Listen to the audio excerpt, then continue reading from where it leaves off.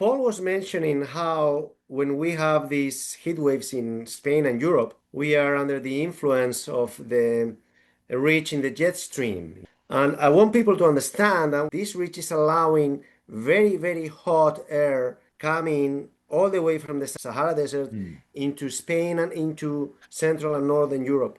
And that's why it is so, so hot. And I also want to mention that these heat waves are having a severe impact on agriculture.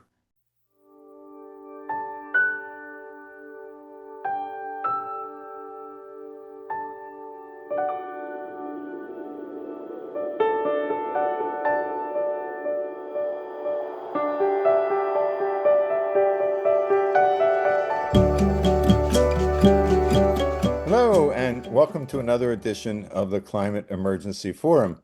I'm Herb Simmens, author of A Climate Vocabulary of the Future, and I will be your host today.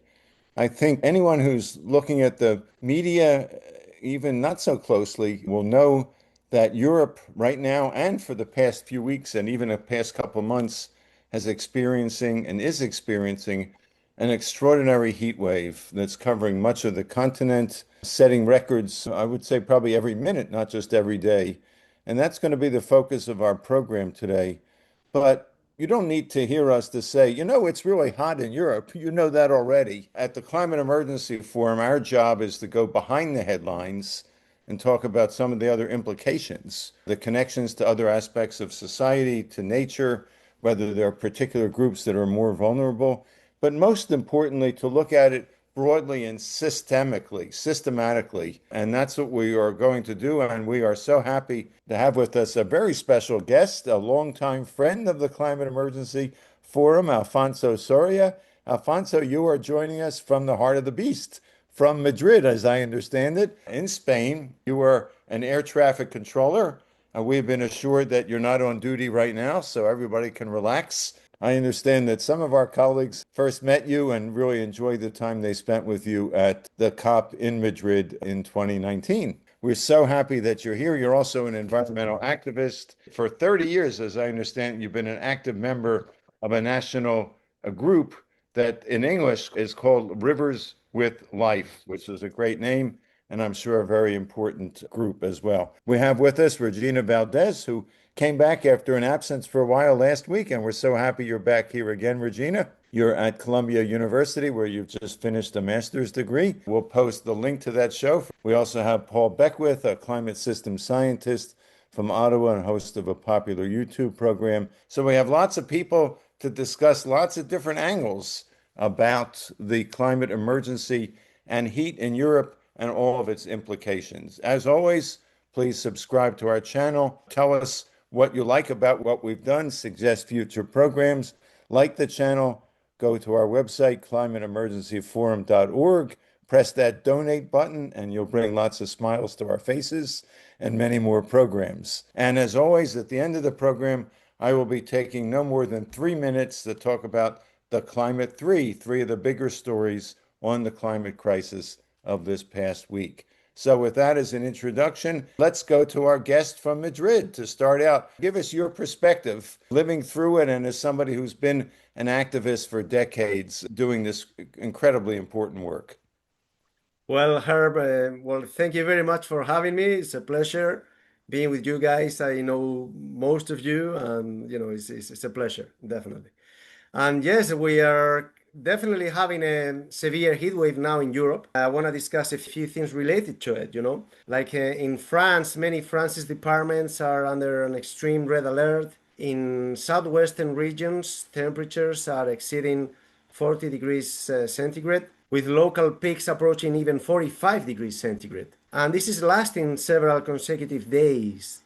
Important to know that 845 schools have been closed in France. If we look at England, the UK Met Office has warned of extreme heat with temperatures reaching 40 degrees centigrade, which is very high for England. And similar red warnings have been issued by different authorities in Germany, Italy, Switzerland, and Luxembourg. Know that these temperatures we're talking about are roughly 10 to 15 degrees centigrade above typical June values in many areas. So it's a lot of heat. This current heat dome has already claimed 18 lives across France within its first days. I want to note as well that in Spain last May, towards the end of May, we had another heat wave with very high temperatures, and according to the Ministry of Health, there were 101 heat-related deaths in May in Spain. I want to say that Spain is well used to heat. Air conditioning is very common in households,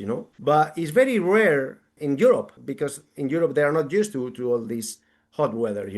And this is a major vulnerability factor. And emergency rooms are bracing for increased rates of heat stroke, heart attacks, and severe respiratory illnesses. I want to focus on temperatures in Spain, like right now.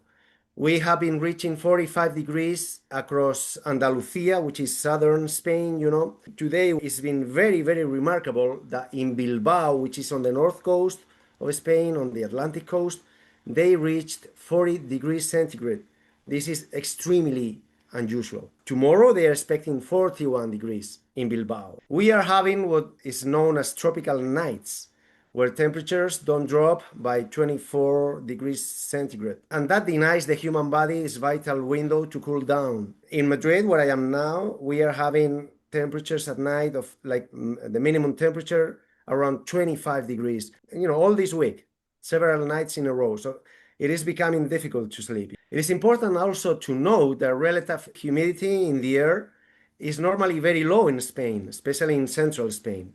And this makes the heat more bearable. However, some parts of Spain, mainly on the Mediterranean and Atlantic coasts, they have high humidity and they are seeing wet bulb values approaching dangerous thresholds, particularly for outdoor workers, elderly, and those households that don't have air conditioning. The good news is that throughout this week, the heat will gradually expand further north and east in Europe until early July, and that's why we are gonna be getting some cooler air from the Atlantic from Thursday onwards. So we're expecting milder temperature after Thursday. I want to mention, this is not an isolated event. I want to mention last year, 2025. Summer of 2025 in Spain was the warmest summer ever recorded since official tracking began in 1961. According to the Spanish Meteorological Agency, Spain spent 1 hour out of every 3 days of that summer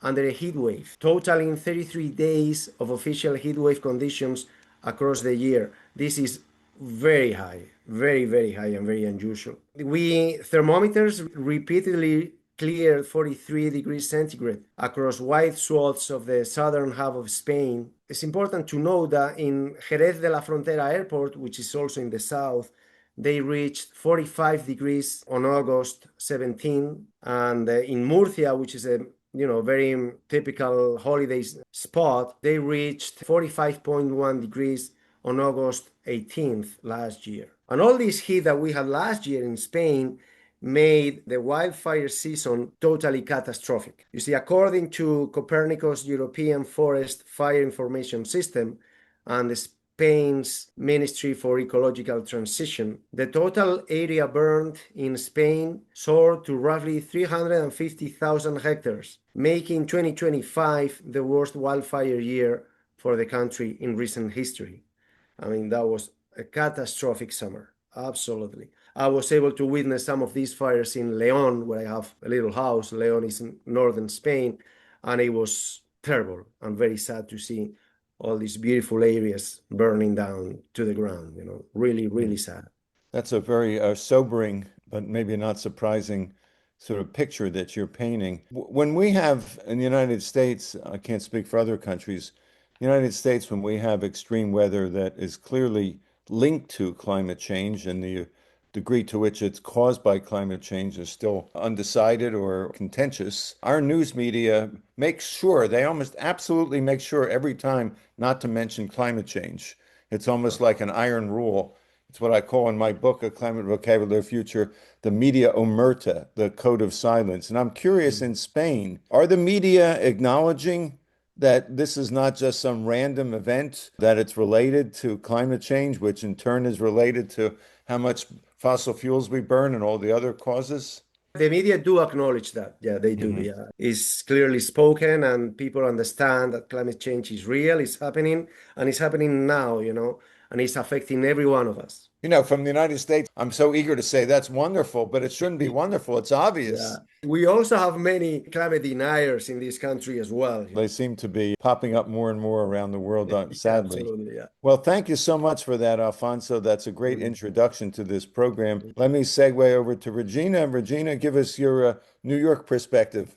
Well, thanks so much, Herb, and thanks so much, Alfonso. Thank you, Alfonso, for talking about the wildfires. I've mentioned before in past shows that when we talk about these extreme heat events that are caused, spurred on by climate change, so often the subject centers around the very people who caused this problem, that is, human beings, but not enough is discussed about those who had nothing to do with it, such as all the other living beings on the planet. Wildlife, for example, domestic animals, any other non-human animals, they suffer the same effects from this heat that we do. And in fact, even more, they don't have cooling centers like we do here in New York City. So there are ways that humans can adapt, right? That other non-human living beings can't. So we tend to be rather self-focused in that regard. But Herb, it's true that the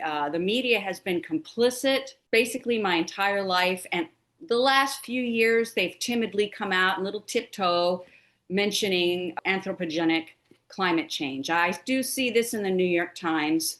But you know what? It took long enough. It's like, thanks, guys. A day later and a dollar short, you're finally mentioning what this is all about after supporting fossil fuel industry's ways of like convincing people that it's all a lie. Yeah, too little, too late, guys. It's really unfortunate, but hey, at least you're late to the party. Welcome, have a drink. But yes, it's terrible to see what's happening. And Alfonso, I was in Spain in 2012. What is it about Spain? It feels like the heat is so much hotter there. Being a New Yorker by way of Texas, I actually love the heat.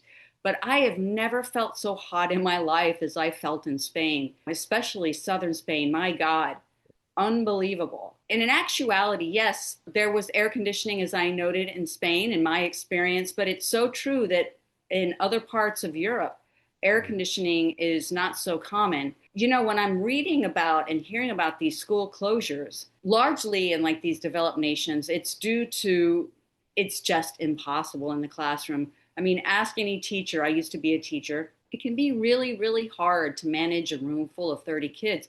But imagine doing it in like 90-degree Fahrenheit temperatures. One year I taught summer school here in New York City. Believe it or not, we're like supposedly the richest city or one of the richest cities in the world, but most of our schools do not have air conditioning.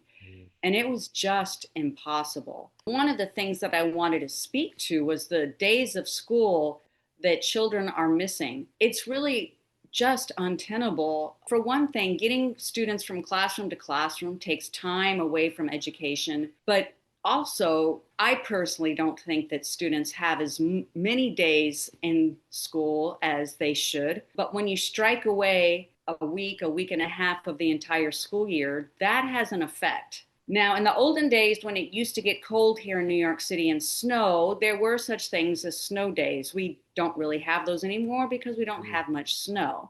And unfortunately for the kids of today, the one or two snow days that we do have, a lot of the students are like supposed to study online. But when you have one or two snow days out of the year, that's a cause for celebration. It doesn't detract too much from education. But when you have a week or more missing school, it does have a cumulative effect, especially for younger children who are just learning how to be in school, who are just acquiring the skills, who are just learning concepts that are so easily lost. And I want to speak to the fact that it affects all children, but it especially affects female children, because what I've learned through the studies is that when female children miss school, they don't really get the opportunity to like hide in a nook somewhere at home and study. They're expected to take care of the household, to cook, to clean, to care for their younger siblings. So it also has an effect on the females of the future. And we know that lesser educated females tend to have more children. So it just continues a cycle. Thanks, Regina. And of course, we're talking about Europe and you've talked about New York, but this is a worldwide problem. There was an article in The Guardian just earlier this week about India, one school in Delhi that closed or a whole series of schools, one whole area, maybe a good chunk of the city. The schools closed in the middle of May and are still closed. Obviously, well, we don't need to shift to India here, but to say that this is becoming a universal problem and exacerbating year by year. And that's something that, if ever the word emergency is appropriate, and it's appropriate for most of our programs, it's certainly appropriate for this one. With that, let me turn it over to Paul. I know you're eager to give us your perspective. Welcome, Paul. Thank you, everybody. So, the first point I'd like to make is the heat waves over Europe. The direct cause is a very curved jet stream with a very powerful ridge over Europe. So, underneath the ridge of a jet stream, you get very warm air, very dry air, very few clouds, tremendous sunlight, tremendous heating. Over the Atlantic Ocean, the North Atlantic, there's a very powerful trough. This very powerful trough in the jet streams is, of course, connected to the ridge, and it's part and parcel. The whole pattern is stuck in place. One of the big causes of this persistent trough over the Atlantic is the global warming hole, the cold blob. Okay, the AMOC has been slowing down and is threatening shutting off, and there's a lot in the news about that.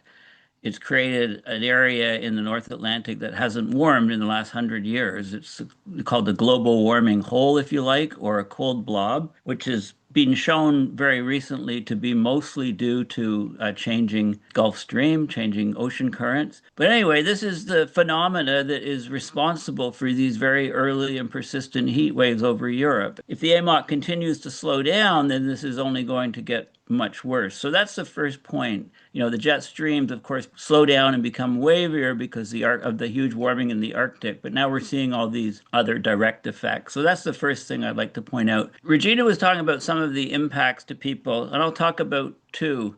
One of them is there's I believe a French nuclear plant based along a river that will be shutting down later today because the river water is 28 degrees Celsius, which is too hot to cool the nuclear plant. So they have to shutter it down until the river cools down. So as the demand for electricity and air conditioning goes up, of course, to keep people cool, the power production, electricity production can be threatened. And all of these, there's all of the good examples of these spin-on effects, but this is a really good example. The other thing I will say, which may surprise people, is the latest research shows that male infertility is significantly higher during heat waves. The core body temperature is at 37 Celsius. There's a reason that testicles are outside the main body because they have to stay at 34 to 35 Celsius in order to produce viable sperm, which can then lead to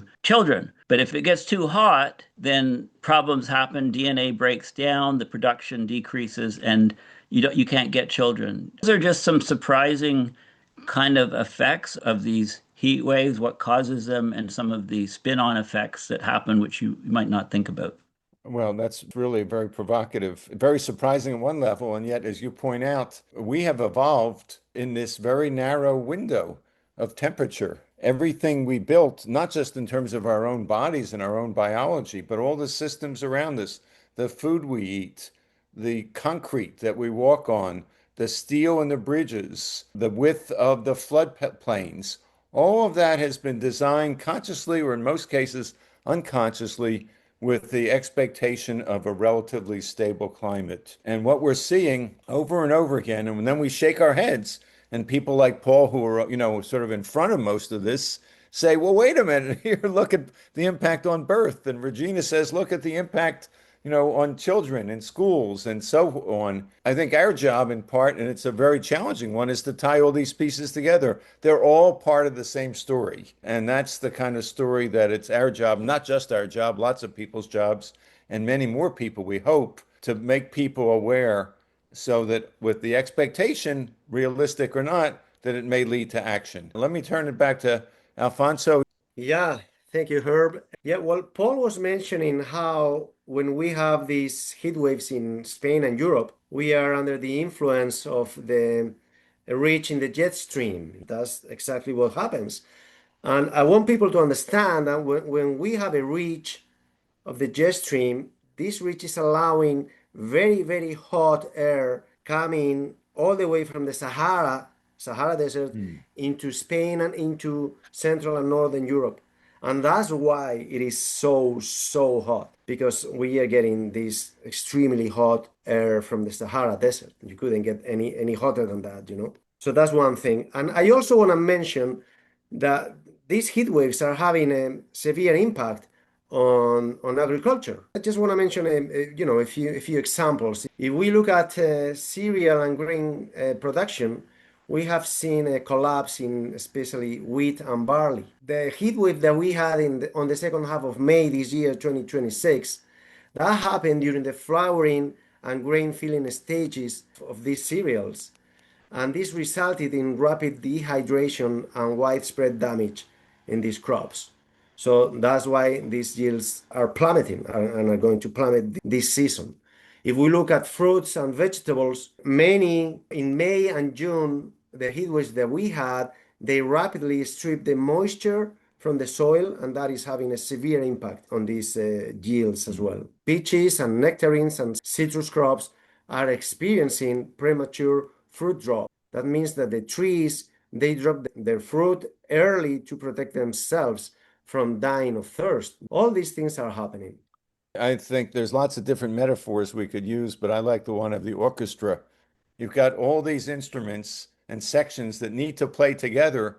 And when you listen to an orchestra, if even one or two of them are sort of off, it messes up everything. That's right. And basically, ecology is like the natural orchestra, if you will. And you might say that the climate is kind of the conductor. And so if the conductor starts the orchestra 15 minutes before some of the musicians come in, which is what happened in spring, we're going to start the heat now. Wait a minute, we haven't even unpacked our trombone yet. So it sounds terrible. And that's what we're experiencing. Like, oh, why does it sound so bad? Why are the peaches so expensive? Why are they soft and mushy? Because the pollinators hadn't yet hatched, and the soil was too moist or not moist enough. And as a result, everything is out of whack. We need to find a way somehow to get it back in whack. Speaking of back in whack, you're back with us, Regina. Your thoughts? Well, thank you so much. I want to follow up on the fruit falling from the tree early because heat affects, as I said, everyone differently, young people, older people, male, female. There are biological differences, and women who are pregnant, when they are pregnant during the heat wave, they have a much greater chance of experiencing birth earlier. So this puts the baby in a precarious situation. Preterm birth baby might not have fully developed. So the feeding, the rates of infection, health issues, there are real issues. Also along with low birth weight, possibility of birth defects, all of these things go up when the temperature goes up. Another thing is when a woman's pregnant, she happens to have a warmer body temperature. So she's more likely to have heat exhaustion or other heat-related illnesses. So all of these things speak to, if it's kind of like the orchestra that you're saying, Herb, it's like the trees dropping their fruit, the crop's not fully growing, the sperm not doing what it's supposed to do. Everything is impacted. Every living being is impacted, and even non-living. If you want to say the AMOC is on non-living, I don't know, some people may counter that. But everything is affected by this change. And I want to talk about 2022, I believe it was, and correct me if I'm wrong, Alfonso, but that was the previous extreme heat wave experienced by Europe, where over 60,000 people, I mean, this is incomprehensible. Over 60,000 people died over a course of a few months from this global catastrophe. So it is amazing to me. So I'm sitting here in New York City. It's not even 70 degrees. I mean, I'm a person who loves heat, so I could be like, oh, it's not warm enough. It's just the type of day where a climate denier can justify the fact that there's supposedly no global warming because it's 68 degrees, gray and windy. Well, it is. What's happening? They're confusing weather with climate. Weather is not the same thing as climate. So It being 65 degrees in June in New York City does not mean we're not experiencing climate change. We absolutely are. People need to understand that the weather we're experiencing today, where we are, does not speak to the global average. And the global average is getting warmer and warmer, and it's affecting more and more people and more ways. And those who are younger and those who are older, if I understand correctly, Alfonso, you're taking care of your father, you're taking some time off of work to care for him because he's quite elderly. It's a wonderful thing that you're doing, and so many millions are probably doing the same thing. It has a worldwide effect and a worldwide impact.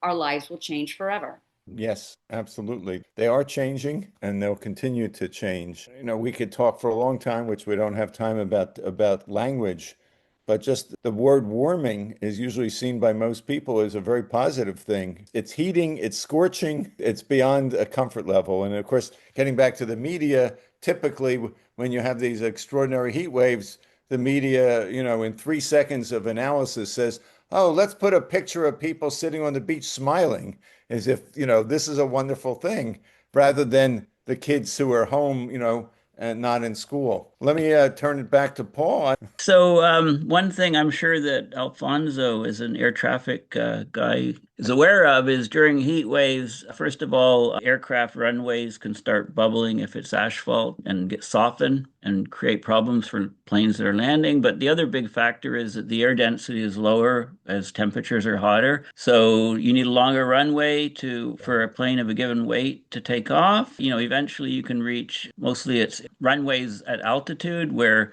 the air is already thinner to begin with. So if it's hot up there, it gets so thin that, planes basically can't take off, at least not with full loads of passengers or full fuel loads. I talked about the AMOC, the cold global warming hole, cold blob, how that's creating these heat waves. So maybe Europe should enjoy some of these heat waves, because if the AMOC completely shuts off, of course, temperatures plummet in the northern hemisphere and we're in a different climate world. And the risks are ever higher of that possibly happening even, in the next few decades. So if it did happen, the average temperature in the northern hemisphere would drop about 6 degrees Celsius, and that would be realized over, probably less than a decade. So that's one thing to think about. But, in the short term, the ENSO is definitely that global warming hole. ENSO slowdown is definitely affecting heat waves in Europe. In fact, it's a big reason why they're occurring. I just want to mention too, so that's the AMOC. The ENSO is another big factor, the El Nino Southern Oscillation. I just attended a great science talk on how things are looking like different conditions in the Pacific, Central Pacific, are showing that we're likely to have the most powerful El Nino, at least in a century. It used to be that El Ninos, the warm parts, would be canceled out by equal numbers of La Ninas, but now it seems like we're getting stronger El Ninos, weaker La Ninas, so the net effect is warming. So when an El Nino drives global temperatures up, say, zero point 0.4 degrees, make sure you look at James Hansen's work on his curves and his descriptions. And, after the El Nino ends, we don't go back to where we were before it occurred. We go back maybe half the distance. So it might drive us up 0.4, then we go down 0.2, then we get warming, and then we get another El Nino. So this is really contributing. This variability, it's not a push. Like the cold versions are not as powerful as the strong warming version. So this is also throwing things off. What will this record El Nino do to Europe and other places? I mean, that still remains to be seen. I mean, there's a lot of uncertainty, but the numerical models are getting closer and closer to what's actually happening from the measurements. I prefer the measurements, the ocean buoy water temperature measurements, the temperatures through the water column. But the winds, just to give you one idea, the last thing, the westerly winds, this west to east winds that are pushing that water across the Pacific, they reach 55 knots recently. In the 1997-98 El Nino, they reached a maximum of 45 knots. That may not seem like much of a difference, but the strength is proportional to the square of that wind speed. So that's like almost like a 40-50% increase in power of the El Nino we can expect if these trends continue. So we're looking at a hugely powerful El Nino, which is going to be another wrench in the system of what happens in Europe and elsewhere. Thanks, Paul. Let's wrap up this really stimulating program that's looked at heat in Europe from about 87 different dimensions in just a few minutes. And I want to ask you to put your professional hat on for a minute in terms of, and Paul sort of was starting to get in this direction, and that is as an air traffic controller and as part of the aviation system, maybe briefly you can give us a sense of how heat affects the whole aviation system, or at least maybe a couple examples that maybe our viewers wouldn't have thought of.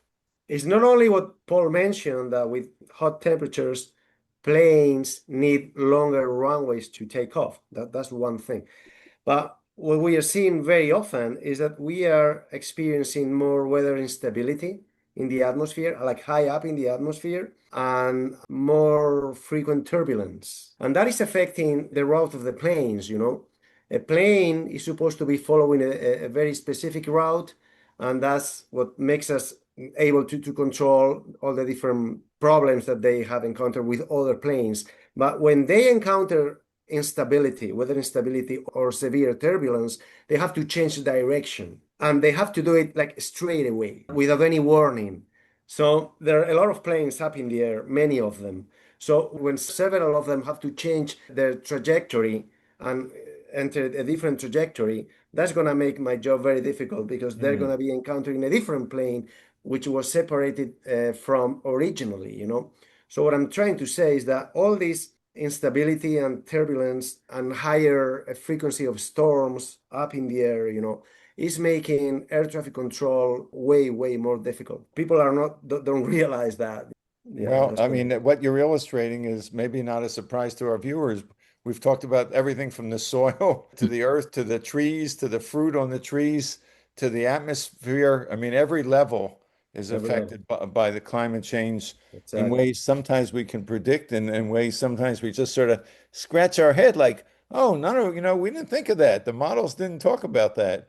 Anyway, thank you so much for joining us, Alfonso. We hope that you'll be able to stay cool and calm the rest Thank of the summer. And of course, for the rest of us and our viewers who are all over the world, please leave us your comments.